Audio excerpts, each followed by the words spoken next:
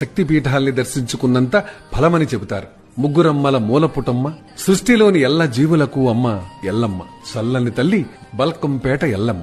700 సంవత్సరాల నాటి సంగతి. అప్పటికసలు హైదరాబాద్ నగరమే పుట్టలేదని చెప్పాలి. బల్కంపేట అనేది ఓ కుగ్రామం. చుట్టూ పొలాలే. ఓ రైతు తన పొలంలో బావిని తవ్వుతూ ఉండగా బండరాయి అడ్డొచ్చినట్టు అనిపించింది. పరీక్షగా చూస్తే అమ్మవారి ఆకృతి. చేతులెత్తి ముక్కాడా రైతు. భక్తితో ఆ విగ్రహాన్ని ఒడ్డుకు చేర్చాలని ప్రయత్నించాడు. కాస్తంతైనా కూడా కదల్లేదు. ఊళ్ళోకెళ్లి జనాన్ని తీసుకొచ్చాడు. తలో చెయ్యి వేశారు. అయినా లాభం లేకపోయింది. శివసత్తులను పిలిపించారు. శివసత్తులంటే పరమశివుడి ఆరాధకులు. శైవ సాంప్రదాయంలో వీరికి చాలా ప్రాధాన్యం ఉంది. ఇక్కడి నుంచే పూజలు అందుకోవాలన్నది అమ్మవారి అభిష్టం కావచ్చు. దైవ నిర్ణయాన్ని కాదనడానికి మనం ఎవరం అసలు?